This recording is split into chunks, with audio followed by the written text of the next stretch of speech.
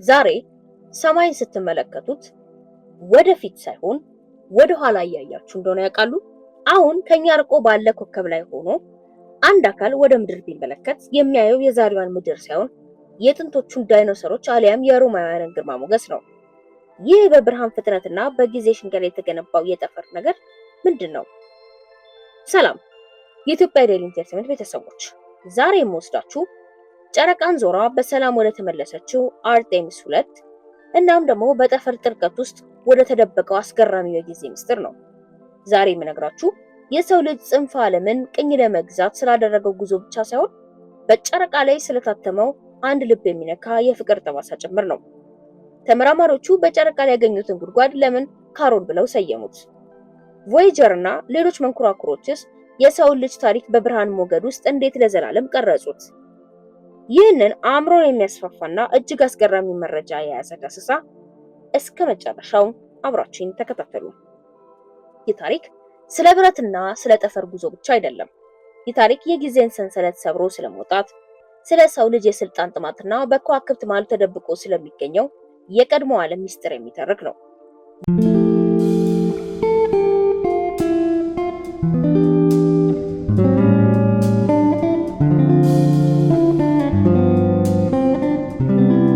በቅርቡ ወደ ጨረቃ ተጉዛ በሰላም የተመለሰችው አርቴሚስ 2 የሰው ልጅ በጠፈር ላይ ያለው ቀኝ ግዛት ለማስፋት የምታደርገው ጥረት ብቻ ሳይሆን እኛን ወደ ኋላ ወደ ታሪካችን የምትመልስ የጊዜ ማሽን ጭምር ናት። እስቲ ያስቡት፣ ዛሬ ከምድር በሚሊዮን የሚቆጠሩ የብርሃን ዓመታት ርቃ የምትገኝ ኮከብ ላይ ሆና አንድ አካል ወደ ምድር ቢመለከት የሚያየው የዛሬዋን ምድር አይደለም። እኛ በምናይበት ቅጽበት ብርሃን ከቦታ ወደ ቦታ ለመጓዝ ጊዜ ስለሚወስድበት የሚያየው የዛሬዋን የኮንክሪት ከተማ ሳይሆን ግዙፎቹን ዳይኖሰሮች በምድር ላይ የሚፋልሉባትን ጥንታዊ ዓለም ነው። ይህ ትልቁ የጊዜ ክፋት ነው። አይኔ የሚያየው ነገር ሁሉ ያለፈ ታሪክ መሆኑ።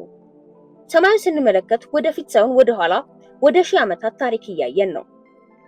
ይህ የጠፈር ፍላጎታችን ያበበው ዓለም በታላቅ የርዕዮተ ዓለም ሽኩቻ ውስጥ በነበረችበት ወቅት ነው። በታሪክ ኒል አርምስትሮንግ በጨረቃ ላይ የመጀመሪያውን እርምጃ ያረገጠበት ወቅት አሜሪካና ሶቪየት ህብረት የጠፈርን ዓለም ቀኝ ለመግዛት በሚሊዮን የሚቆጠር ዶላር ሲያፈሱ ነበር። በ1969 የቪየትናም ጦርነት በምድር ላይ ደም ሲያፈስ፣ በጠፈር ላይ ግን የሰው ልጅ የኩራት ማማው እየገነባ ነበር። አርጤሚስ 2 ዛሬ የምትጠቀመው ያን የተጀመረውን የሰው ልጅ የኃይል ጥማት ዳግም ለማንቀሳቀስ ነው። የሰው ልጅ ከምድር ወጥቶ ራሱን ፍለጋ በላካቸው መንኮራኩሮች መሃል ቮያጀር 1 እና ቮያጀር 2 ቀዳሚዎቹ ናቸው። በ1977 የተላኩት እነዚህ መንኮራኩሮች ልክ እንደ ቅኝ ገዢዎች የሰውን ልጅ ድምጽና ባህል በወርቅ ክር ወይም በጎልደን ሪከርድ ተሸክመው ወደማይታወቀው የጠፈር ጥልቀት ነጎዱ። ዛሬ ቮያጀር ከፀሐይ ስርዓት ወጥታ ብቸኛዋና ስትጓዝ፣ እኛ ግን ከእርሷ በሚመጣው ምልክት አማካኝነት የጥንቱን የጠፈር ሚስጥር ለመረዳት እንጥራለን። ይህ የሰው ልጅ ዘዴ ነው፣ ባለመኖሩም ውስጥ አሻራውን ጥሎ ማለፍ። አርቴሚስ 2 ጨረቃን ዞራ በሰላም ስትመለስ የሰው ልጅ አንድ ትልቅ እውነት ይገለጥለታል። እኛ በጠፈር ውስጥ በራቅን ቁጥር ይበልጥ ወደ ታሪካችን እንቀርባለን። አንድ የጠፈር ተመራማሪ ከሩቅ ሆኖ ምድርን ቢመለከት ምናልባትም የሮማውያንን ግርማ ሞገስ ወይም ደግሞ የአውሮፓውያንና የአፍሪካን ቅኝ የመግዛት በታላቅ መርከቦች ውቅያኖስ ሲያቋርጡ ሊያይ ይችላል። ይህ የብርሃን ሽንገላ ነው። የዛሬው ድርጊታችን በጠፈር ውስጥ ለዘላለም ተቀርጾ የሚቀር ክፉና በጎ ምስል ነው። አርቴሚስ 2 ወደ ጨረቃ ምህዋር ተጉዛ በሰላም ወደ እናታችን ምድር መመለሷ የታሪካችን አዲስ ምዕራፍ ነው። ይህ ጉዞ ግን የቴክኖሎጂ ስኬት ብቻ አይደለም። የሰው ልጅ በጠፈር ውስጥ ያለውን የጊዜ ምስጢር ለመረዳትና የልቡን ጠባሳ በከዋክብት ላይ ለመቅረጽ የሄደበት ትልቅ መንገድ ነው። በዚህ ጉዞ ላይ ከተከናወኑት እጅግ ልብ የሚነኩ ክስተቶች አንዱ በጨረቃ ገጽ ላይ ለተገኘ አንድ ግዙፍና ጥልቅ ጉድጓድ የተሰጠው ስያሜ ነው። የቡድኑ አባላት ይህንን ስውር የጨረቃ ጠባሳ ካሮል ክሬተር ብለው ሰየሙት። ይህ ስያሜ የተሰጠው በዚህ ታሪካዊ ጉዞ ላይ ለነበረውና በቅርቡ ሕይወቷን ላጣችው የአንዱ የጠፈር ተመራማሪ ውድ ሚስት መታሰቢያ ነው። ይህ ድርጊት የሰው ልጅ ምን ያህል ረቂቅ መሆኑን ያሳያል። እኛ ጨረቃን ቅኝ ለመግዛት ስንመጥቅ የራሳችን ስሜትና ሐዘን ጭምር ወደዚያ እየወሰድን ነው። በምድር ላይ የጠፋች ነፍስ ዛሬ በጨረቃ ላይ ስሟ ለዘላለም ተቀርጾ ይኖራል። ይህም የሰው ልጅ ፍቅር ከምድር ስበት በላይ መሆኑን ያረጋገጠበት ታላቅ ክስተት ነው። አርቴምስ 2 ይህንን ጉዞ ባደረገችበት ወቅት ዓለም በታላቅ የዲጂታል ኃይል ሽኩቻ ውስጥ ትገኝ ነበር። በታሪክ አርቲፊሻል ኢንተለጀንስ የሰውን ልጅ አእምሮ ለመቆጣጠር በከፍተኛ ፍጥነት በሚንቀሳቀስበት በዚህ በ26 ዓመት አርቴምስ 2 ግን የሰው ልጅ አካላዊ ጽናትና ስሜትን በጠፈር ውስጥ አሳይታለች። በምድር ላይ ያለው ፖለቲካዊ ውጥረት ወደ ጠፈር ተሻግሮ ጨረቃን ማን ይቀድማል የሚለው ጥያቄ የዘመኑ ትልቁ የኃይል መገለጫ ሆኖ ሳለ የካሮል ስያሜ ግን በዚያ ሁሉ ክፉ ፉክክር መሃል የሰውን ልጅነት ያሳያል። ወደ አርቴምስ 2 ጉዞ ስንመለስ ስለ ጊዜ ያለን ግንዛቤ ይበልጥ ይገራደረናል። ብርሃን በሴኮንድ 300,000 ኪሎ ሜትር ብቻ ስለሚጓዝ ከኛ ርቆ ያለ አካል ዛሬ ላይ ቆሞ እኛም ቢያይን የሚያየው የኛም ዛሬ አይደለም። ከ65 ሚሊዮን የብርሃን ዓመታት ርቀት ላይ ያለ ተመልካች ምድርን ቢመለከት የሚያየው ዳይኖሰሮች ሲዋጉ ነው። ከ2000 የብርሃን ዓመታት ርቀት ላይ ያለ ደግሞ የሮማውያንን ግዛት ሲስፋፋና ኢምፓየሮች ሲገነቡ ያያል። ይህ ጊዜ ክፋት ነው። እኛ በምድር ላይ የሰራነው ስህተት፣ የፈሰው ደም አሊያም የታየው ግርማ ሞገስ ሁሉ በብርሃን አማካኝነት በጠፈር ውስጥ እንደ ፊልም ተቀርጾ ምስክርነቱ ለዘላለም እየሰጠ ይጓዛል። እኛ በምድር ላይ ብንጠፋ እንኳን የኛ ምስል በከዋክብት መሃል ለሚሊዮን ዓመታት መጓዙን ይቀጥላል። ከአርቴምስ 2 በፊት የሰው ልጅ የቅኝ ገዥ መንፈሱን በመጠቀም እንደ ቮያጀር እና ፓዮኒር ያሉ መንኮራኩሮችን ወደማይመለሱበት ርቀት ልኳል። እነዚህ መሳሪያዎች አሁን ካሉበት ቦታ ሆኖ አንድ ሰው ወደ ምድር ቢመለከት ምናልባትም የአውሮፓ መንግስታት ዓለም ቅኝ ለመግዛት መርከቦቻቸውን ሲያሰናዱ ሊመለከት ይችላል። ይህ የጊዜ ጥፋት የሰው ልጅ አእምሮን የተቆጣጠረ ትልቁ የሳይንስ እንቆቅልሽ ነው። አርቴምስ 2 ተልዕኮዋን አጠናቃ መመለሷ የሰው ልጅ የጠፈር ፍላጎት ይበልጥ አቀጣጥሎታል። አሁን ትኩረቱ ወደ ጨረቃ ብቻ ሳይሆን ወደ ቀይዋ ፕላኔት ማርስ ዞሯል። ይህ ግን ተራ የሳይንስ ጉዞ አይደለም። የሰው ልጅ ሌላ ፕላኔት ቅኝ ለመግዛት የሚያደርገው ታላቅ የህልውና ትንቅንቅ ነው። የሰው ልጅ ማርስን ለመቆጣጠር የሚያደርገው ጥረት በታሪክ አውሮፓውያን አዳዲስ አህጉራትን ቅኝ ለመግዛት ካደረጉት ጉዞ ጋር ይመሳሰላል። ነገር ግን በዚህኛው ጉዳይ ጠላታችን ባህር ሳይሆን ኦክሲጅን አልባውና ቀዝቃዛው ጠፈር ነው።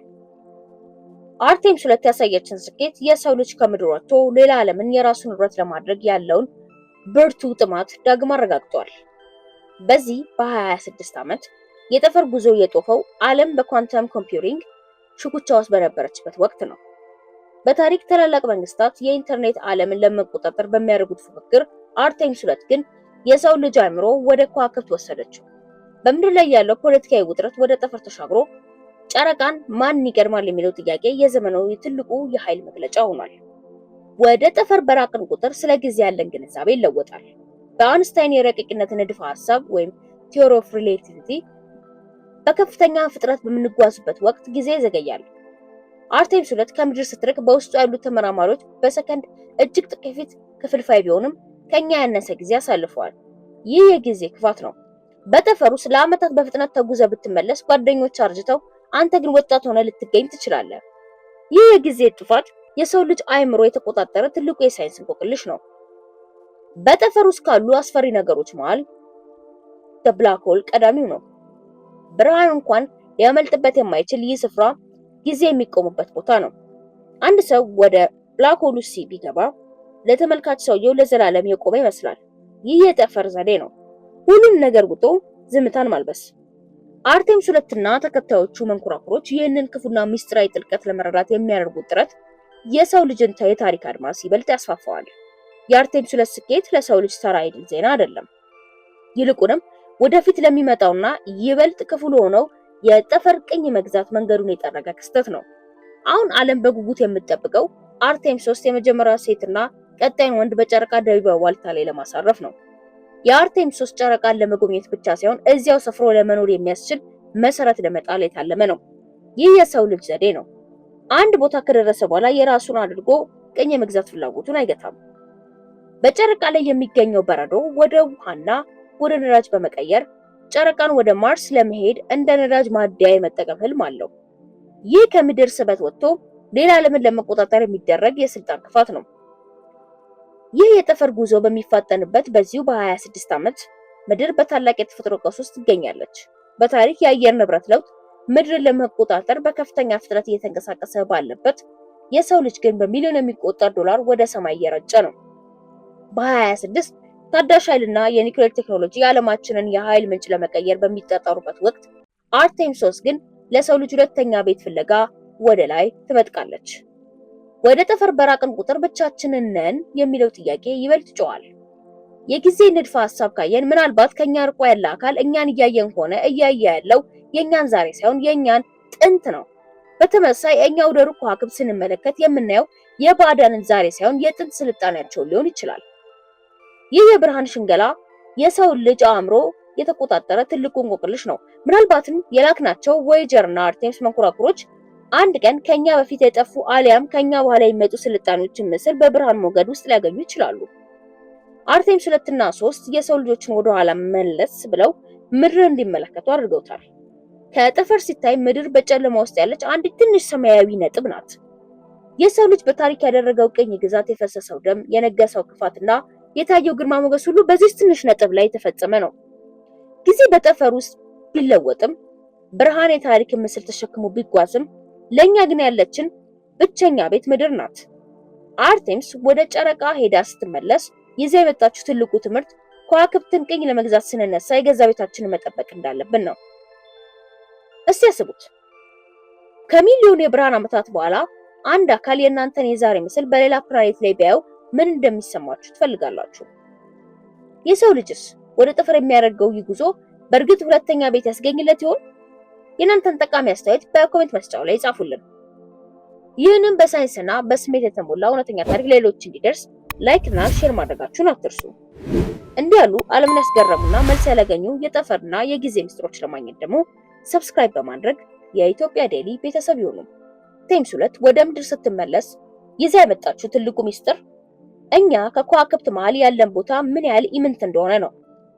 ጊዜ ቢበልጥ ብርሃን የታሪክ ምስል ተሸክሞ ቢጓዝም በጨረቃ ላይ የተቀረጸው የካሮል ስም ግን የሰው ልጅ ፍቅርና ከጊዜና ከጠፈር በላይ መሆኑን ያሳያል። ጽንፈ ዓለምን ቅኝ ለመግዛት ስንመኝ በዚያው ልክ የምንኖርባትን ሰማያዊቷን ምድር መጠበቅ እንዳለብን ታሪኩ ያስገነዝበናል። የዛሬው ዝግጅታችን ይህን ይመስል ነበር። ከጊዜና ከጠፈር ምስጢራዊነት ጋር ራሳችን የምናውቅበት ጥበብ ይስጠን እያልን በሚቀጥለው ፕሮግራማችን እስክንገናኝ በሌላ አስገራሚ የታሪክ ምስጢር ዳሰሳ እስክንተያይ ድረስ ሰላም።